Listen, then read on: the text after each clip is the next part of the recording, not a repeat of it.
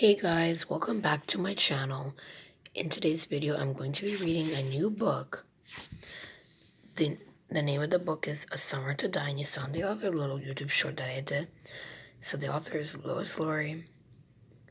And if you guys heard of another book by her, it's also The Giver. You should read that one. That's a really good book. Anyways, I'm going to get started because my original screen recorder broke. I don't know what happened. I installed it, and now it says I can't install it, so if my recording ends, I'm gonna post it and then post the other part of it. Okay. But sorry if it just ends abruptly. I would usually say bye. I'm sorry about that. Okay, so let's get started so we're wasting more time and have less time to read. Okay, sorry. Okay. So, first page, first chapter. It was Molly who drew the line. She did it with chalk, a fat piece of white chalk left over from when we lived in town, had sidewalks, and used to play hopscotch. Back then we both were younger. The piece of chalk had been around for a long time. She fished it out of a little clay dish that I had made in the last year's pottery class, where it was lying with a piece of string and a few paper clips and a battery that we weren't quite sure was dead. She took the chalk and drew a line right on the rug. Good thing it wasn't a fuzzy rug or it never would have worked. But it was an old, worn, leftover rug from the dining room of our other house, very flat, and the chalk made a perfect white line across the blue.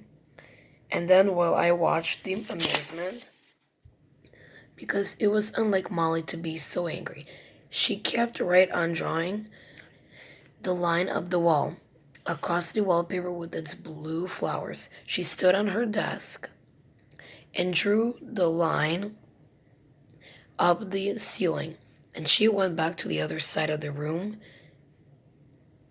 and stood on her bed and drew the line right up to the ceiling on that wall, too, very neatly. Good thing it was Molly who drew it. If I had tried, it would have been a mess, a wavy line and off center. But Molly's very neat. Then she put the chalk back in the dish, sat down on her bed, and picked up her book. But before she started to read again, she looked over at me. I was still standing there amazed, not believing that she had drawn the line at all, and said, "There. Now be as much of a sob as you want, only keep your mess on your side. This side is mine. When we lived in town, we had our rooms. Molly and I. It didn't really make us better friends, but it gave us a chance to ignore each other more. Funny thing about sisters. Well, about us anyway. Dad says it's unacademic to generalize. Molly is prettier than I am, but I'm smarter than Molly. I want with my whole being to be something someday. I like to think that someday, when I'm grown up, people everywhere will know who I am, because I will have accomplished something important.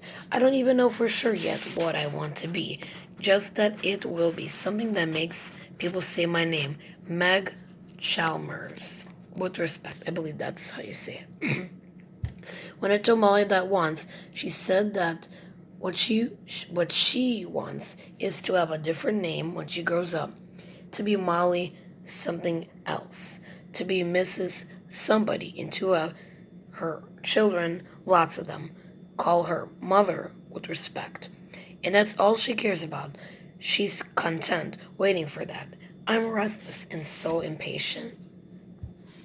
She's sure, absolutely sure that what she's waiting for will happen, just the way she wants it to. And I'm so certain, so fearful my dreams will end up forgotten somewhere, someday like a piece of string in a paper clip lying in a dish. Being both determined and unsure at the same time is what makes me the way I am, I think. Hasty, impetuous, sometimes angry or over nothing, often miserable about something. Being so well sorted out in her own goals and so assured of everything happening the same way she wants and expects it to is what Molly makes the way she is. Calm, easygoing, self-confident, downright smug. Sometimes it seems as if, when our parents created us, it took them 2 tries, 2 daughters, to get all the qualities of one whole, well put together person. More often, though, when I think about it, I feel as if they got those qualities on their first try and never represent the leftovers. That's not a good way to feel about yourself, especially when you know down in the part of you where the ambition is, where the dreams are, where the logic lies. That is not true. The hardest part about living in the same room with someone is that it's hard to keep anything hidden. I don't mean the unmatched dirty socks or the 14 crumpled papers, which tries at an unsuccessful poem on them. Although those are the things that upset Molly that made her draw the line. I mean, the parts of yourself that are private, the tears you want to shed sometimes for no reason, the thoughts you want to think in a solitary place, the words you want to say aloud to hear how they sound, but only to yourself. It's important to have a place to close a door on those things, the way I did in town. The house in town is still there, and it's still our house.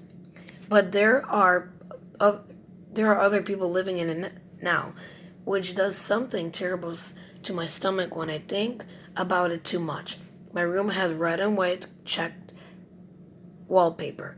There is a place in one corner by a window where I played 3 games of tic-tac-toe on the wallpaper with a magic marker.